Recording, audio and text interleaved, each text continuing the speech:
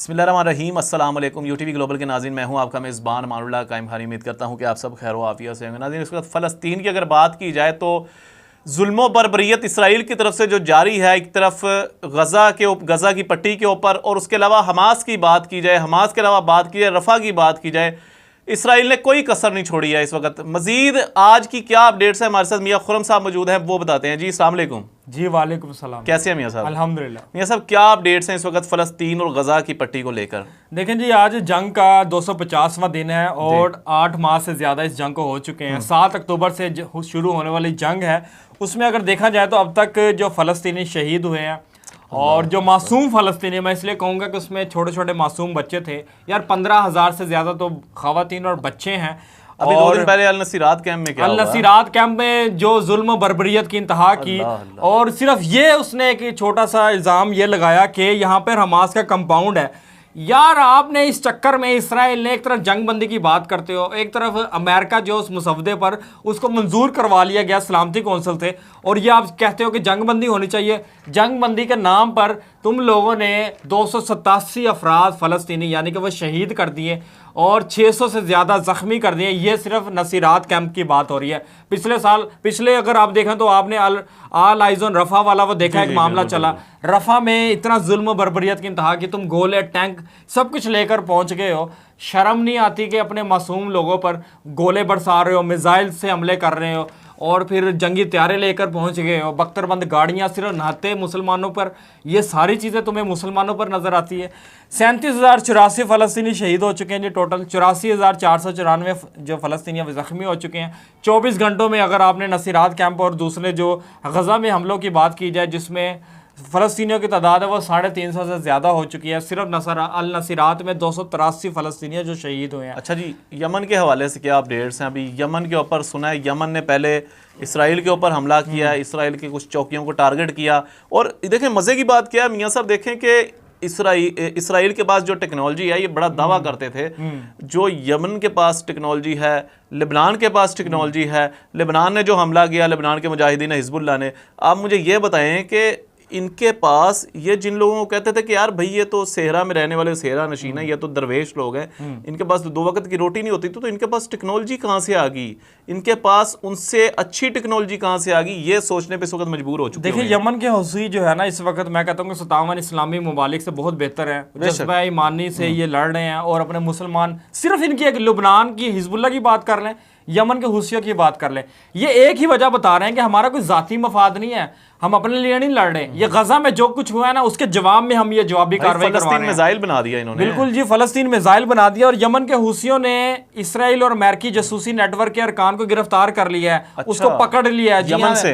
जी, Yemen के अंदर जो CIA और मुसाद का नेटवर्क काम कर रहा था, इन्होंने उसको पकड़ लिया। मुसाद इसराइली एजेंसी है ना? बिल्कुल जी, इसराइली एजेंसी मुसाद और अमेरिकन CIA एजेंसी, ये इतना बड़ा नेटवर्क पकड़ लिया। ये सिर्फ यमन के अंदर काम कर रहा है, और ये नेटवर्क इस वक्त पूरी दुनिया में जितने ममालिक है उसके अंदर ये काम कर रहा है, और नेटवर्क की तादाद लाखों में है। यानी कि इन्होंने गद्दार भी अपने साथ मिलाए हैं, इन्होंने अक़वाम मुत्तहिदा और NGOs और फलाही और बैनुल-अक़वामी और अक़वाम मुत्तहिदा की तंजीमों की आड़ में यहाँ पर ये मुल्कों में जाते हैं, तखरीबकारियाँ करवाते हैं, हमले करवाते हैं, वहाँ पर फाशी आम करवाते हैं, वहाँ पर जो है वो धरने करवाते हैं, मुल्क की जो है इकानमी को डुबो देते हैं। इसके अलावा किसी भी शक्ल में जंगी मामलात में हो, मिलिट्री में हो, ये किस जगह पे, यानी कि वकील, जज, और इसके अलावा इनका कोई इंजीनियर, वकील, मैं कहता हूँ कि कोई प्रोफेशन ऐसा नहीं है, ये स्टूडेंट कॉलेजों के अंदर भी मौजूद है। यमन ने ये सारा नेटवर्क कैसे बेनकाब किया कि हूसी काम ने 10 यमनियों की जो इतराफ़ी बयानात की वीडियो वो जारी कर दी है, जिसमें उन्होंने कहा कि हमें अमेरिकी सफारत खाने ने भर्ती किया। ये अमेरिका इस वक्त जो पूरी दुनिया में बदमाशी कर रहा है,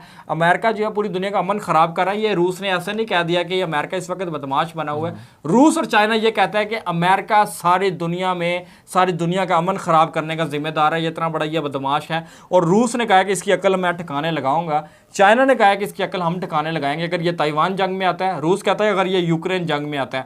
अमेरिका के, आपको पता है कि अमेरिका से 150 किलोमीटर दूर जो है वहाँ पर उसने जो सबमरीन है, न्यूक्लियर सबमरीन, वो भेज दिया, और इस वक्त जी बिल्कुल वो फ्लोरिडा के पास है, और उस समुद्रों में मौजूद है और अमेरिका से 150 किलोमीटर है, और उसने धमकी दे दी है कि हम न्यूक्लियर जंग करने से पीछे नहीं हटेंगे अगर रूस की सलामती और खुद मुख्तारी का बदले में मामला फिर है। अमेरिका ने भी तो अपना जो है वो मिंट मैट्रीन जो उनका जो मिसाइल है, न्यूक्लियर मिसाइल है, उन्होंने भी तो टेस्ट करके बता दिया कि भाई हम भी बैठे हुए तैयार। बिल्कुल तैयार तो होंगे। फिर अगर ये दोनों एटॉमिक पावर वाले जो कंट्रीज हैं वो आपस में लड़ेंगे, फिर इस खत्ते की क्या सूरत हाल होने वाली है, ये भी बड़ी बताएं। तबाही होगी। पाकिस्तान खामोश है, पाकिस्तान का क्या बनेगा? देखें, ये कहा जा रहा है कि अगर रूस कोई एटमी हमला करता है ना, या ईरान अगर उसने एटमी तजर्बा कर लिया, क्योंकि ये कहा जा रहा है कि इसने जून के शुरू में 300 टन यूरेनियम नाइजर से खरीद लिया है और नाइजर को बदले में ड्रोन और मिसाइल टेक्नोलॉजी दे रहा है और 300 टन यूरेनियम पहुंच चुका है। ये अमेरिकन मीडिया की, जो ईरान इंटरनेशनल अखबार है अमेरिका में जो छपता है, उसकी ये रिपोर्ट है, उसने ये अंदरूनी जराये से रिपोर्ट की है। 300 टन जी, यूरेनियम? 300 टन यूरेनियम जो है ईरान ने खरीद लिया है कि एटमी हथियारों के लिए, उनकी जो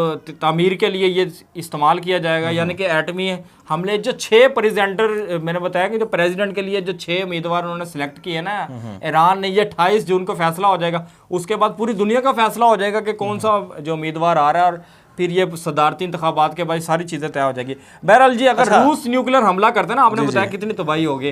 300 करोड़ लोग, मेरा ख्याल है कि 72 घंटे के अंदर अंदर मारे जाएंगे। 300 करोड़ लोगों की। अच्छा, फिर उसके ये भी तो होता है ना कि जब जंग हो जाती है तो उसके जो असरात होते हैं वो तादेर होते हैं। जी बिल्कुल। 1940 में हिरोशिमा नागासाकी पे जो अमेरिका ने बम गिराया था जापान में, आज तक भी वहाँ पे असरात है। वहाँ पे सब्जियाँ जो है वो जहर आलूद सब्जियाँ, वहाँ पर बच्चे आज भी माजूर पैदा हो रहे हैं और वहाँ पर आज भी जो है उसकी स्मेल महसूस की जाती है जो हिरोशिमा नागासाकी पे उन्होंने बम गिराए थे और जिसमें कई लाखों लोग मर गए थे और इतना बड़ा जुल्म किया था। ये अमेरिका, मैंने बताया ना, ये बदमाश है। ये जंग अजीम अव्वल हो, दोयम हो, या सोयम का आगाज होने जा रहा हो। अमेरिका की ये बदमाशी ख़त्म करनी पड़ेगी, चाहे रूस करे, चाहे ईरान करे, चाहे उसके पीछे चाइना हो। लेकिन इसराइल अमेरिका की ये जो जोड़ है ना, इसको ख़त्म किया जाए और ये होगा।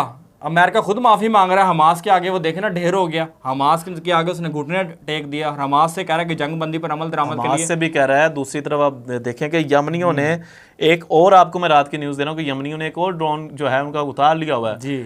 अच्छा, हो क्या रहा है? आप हमास की बात कर रहे हैं। इन्होंने जब यमन के ऊपर अब हमला किया है 2 दिन पहले, तो यमनी जो हुसी हैं उनके काफ़ी तादाद में शहादतें हुई हैं। अब जब उनकी शहादतें हुई तो उन्होंने बदला लेने के लिए वो समंदरों में उतर गए हुए हैं। वो आपने सुना हुआ ना एक जुमला कि समंदरों में घोड़े उतार दो। जी बिल्कुल। तो वो समंदरों में उन्होंने अपने घोड़े उतार दिए हुए हैं और इस वक्त यमन जो है उन्होंने दुला दिया हुआ है अमेरिका को रेड सी के अंदर से, बिल्कुल बहरा अहमर के अंदर से दुला दिया हुआ है। आप ये मुझे बताएं कि यार ये जो इनकी इतनी टेक्नोलॉजी वाले ड्रोन्स आते हैं जासूसी करने के लिए इन इलाकों में, उनको ये दरवेश किस तरह उतार लेते हैं? यार इनके पास कौन सी टेक्नोलॉजी आ गई है? देखें जी, ये जितनी भी मामला चल रहे हैं और अल्लाह की मदद तो है और ये गैबी मदद है इनके पीछे। अगर यानी कि सुपर पावर अल्लाह है। बिल्कुल जी, सुपर पावर अल्लाह है। अमेरिका नहीं है सुपर बिल्कुल, पावर। मैं कहता हूँ कि जब तक ये दुनिया है, ये अल्लाह इस दुनिया की सुपर पावर, और कोई दुनिया में ऐसी सुपर पावर मौजूद नहीं है, चाहे चाइना कहे चाहे अमेरिका कहे।